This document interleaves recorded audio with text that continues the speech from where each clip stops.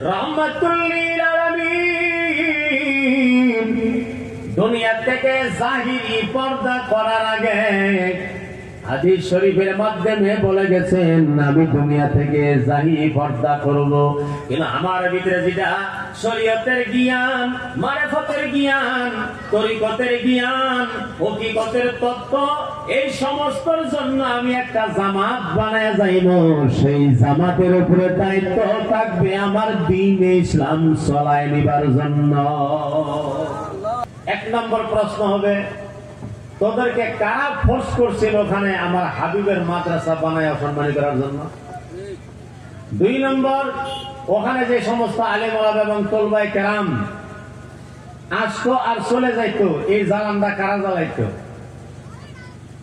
আমরা তো উত্তর দিন লাগতো যে আমরাই, কারণ আমেরিকার মানুষ তো এখানে নাই, বাংলাদেশের মানুষ তো এখানে নাই, আছেন তো আর আপনারাই আছেন।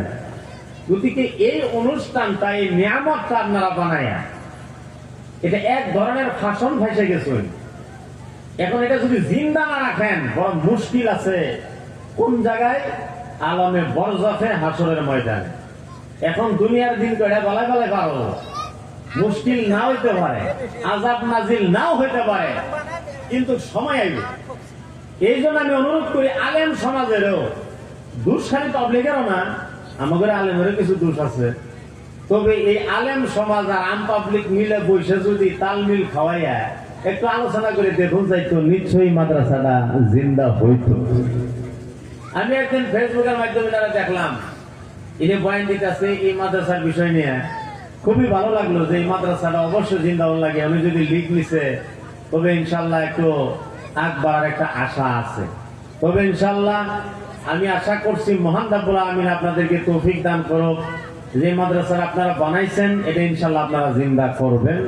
আর এই জিন্দা সম্বন্ধে, ইলম সম্বন্ধে, জ্ঞান সম্বন্ধে আমি পবিত্র আল কোরআন থেকে একটি আয়াতে কারিমা তেলাওয়াত করছি, সঙ্গে একটা হাদিস আছে, তার সঙ্গে আরেকটি হাদিস আছে। সেই হাদিসটা আবার আমার বিষয় থেকে আলাদা, কিন্তু এখানে দরকার পড়ছে কারণে আমি আনছি।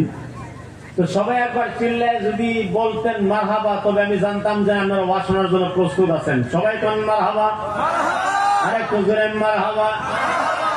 যাই হোক, পবিত্র আল কোরআনের তরজমা আমি করবো, হাদিস আপনাদের সঙ্গে আমি বয়ান করবো। ইউটিউবাররা ইউটিউব চালাইতেছে, প্রচার করতেছে, তাগরে কাম প্রচার করা, প্রসার করা।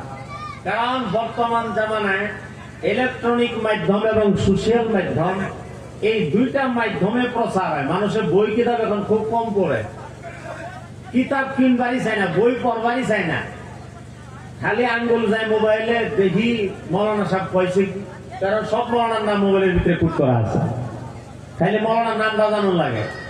মারার সাথে সাথে মৌলানা সাহেব পাগড়ি মেরে জুব্বা কুব্বা পিন্ডে মহের ভিতরে মেকআপ লাগায় আমার সামনে হাজির।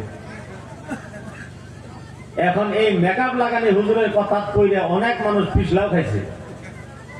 কিতাব পড়া বাদ দিছে কারণে তো মানুষ গুমরা বেশি হইতেছে। আজ থেকে 10-20 বছর আগে মানুষ কিতাব পড়তো। আমরা যখন মাদ্রাসা পড়ছি তখন আমরা কিতাব পড়ছি, আর এখন কিতাব পড়ে না, মোবাইল পড়ে। কিতাবের ভিতরে তো লেখাই একটাই থাকে, বারে বারে খালি ওইটাই পড়ছি। আর এখন একটা মোবাইলের ভিতরে 14 রকম আলেমের বয়ান।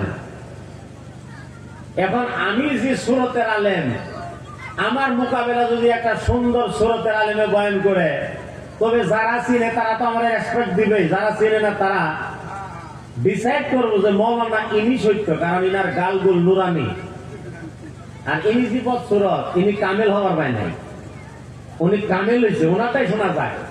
তো এই মোবাইলটা আসার পরে মানুষ বেমাজালি পড়ছে। তো জানাক আমি বেশি ভূমিকা লম্বা করি না, একটু ছাড়াই করবার চেষ্টা করব যে জ্ঞানে মানুষের করে কি, ওয়াইট জ্ঞানে মানুষের করে কি। আমাদের আশিকরের হুজুর কেবলা রাহমাতুল্লাহ আলাইহি সর্বসদাই বলতেন যে মানুষ, তোমরা কেন টাকা পয়সার পাগল হও, তোমরা কেন চেয়ার কুর্সির পাগল হও, তোমরা মানুষ বলে যাও না, চেয়ার আর কুর্সি তোমাদের পিছনে দাঁড়াদাঁড়ি। টাকার পাগল কেন হও? মানুষ বলো, মানুষ, টাকা পয়সা তোমার পিছনে দৌড় দিব, যেরকম সুবহানাল্লাহ। তবে আমাদের বোধহয় ইলম কালামের কমই আছে, না জেনারেল শিক্ষা নিলাম, না আমরা আরবি শিক্ষা নিলাম। হযরত মাওলানা মুফতি আতর রহমান সাহেবের বিষয়ে বলে গেছে। জানা হোক, আজ আপনাদের সম্মুখে আমি মিস্টার ফেরাউনের কথা আনবো। এই ফেরাউন একটা মূর্খ বাদশা আছে, যেরকম কি বাদশা? মূর্খ কোনদিন বাদশা।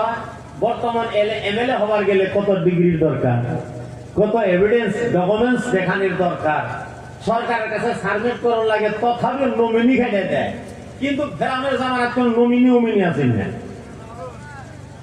সে বুদ্ধি করে বাটপাড়ি করে চালাকি করে বাদশা হয়েছে, আর বাদশা হয়ে এক টানা 450 বছর জিন্দা আছে।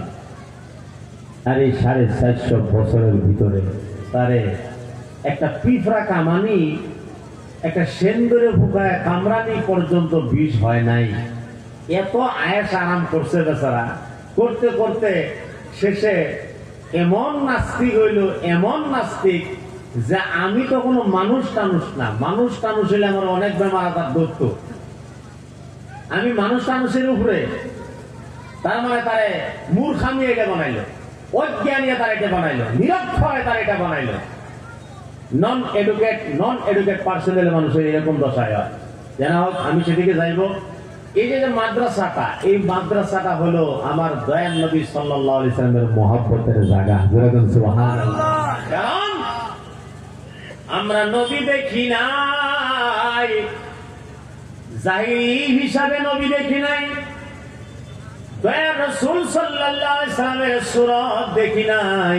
যেরকম দেখছি আমরা দেখি নাই।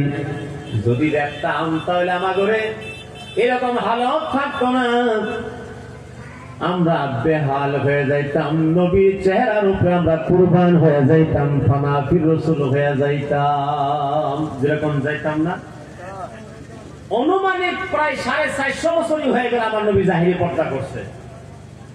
রাহমাতুল লিল আলামিন দুনিয়া থেকে জাহিরি পর্দা করার আগে হাদিস শরীফের মাধ্যমে বলে গেছেন, আমি দুনিয়া থেকে জাহিরি পর্দা করব, কিন্তু আমার ভিতরে যেটা শরীয়তের জ্ঞান, মারিফতের জ্ঞান, তরিকতের জ্ঞান, হকিকতের তত্ত্ব, এই সমস্তর জন্য আমি একটা জামাত বানায় যাইব। সেই জামাতের উপরে দায়িত্ব থাকবে আমার দ্বীন ইসলাম চলায় নিবার জন্য। সেই জামাত কারা? আল উলামা ওয়ারাসাতুল আম্বিয়া। উলামায়ে কেরাম আম্বিয়া কেরামের উত্তরাধিকারী। দয়াল নবী এবং আরো যত নবী রাসূল চলে গেছেন, তারা দুনিয়া থেকে জাহিরি পর্দা করলে কারোর সম্পত্তির মালিক বানায়া যায় নাই। যেরকম আমরা মারা গেলে 10-20 বিঘা মাটি জমি জামা নিজের ছেলে মেয়ে নাতি নুৎকারে দিয়ে যাই, আর বাংলা ভাষায় তারে কওয়া হয় ওয়ারিশ বাগায়া গেল। মাটির সাথে সম্পত্তি থাকলেও ওয়ারিশ বাগায় না, সেরকম বাগায় না নাই। কিন্তু নবীগণ রসুলগণ তারা ওয়ারিশ বাগায় নাই। বিশেষ করে রহমাতুল লিল আলামিন কোন ধরনের কোন ওয়ারাসাত ভাগায় নাই, কেবলমাত্র একটা ওয়ারিশ বাগাইছে, সেটা হলো ইলমের ওয়ারিশ। যেরকম সুবহানাল্লাহ। রাহমাতুল লিল আলামিন ইচ্ছা করলে মক্কা মদিনার সারা জমি জামার মালিক হইতে পারতেন। যেরকম পারতেন না নাই?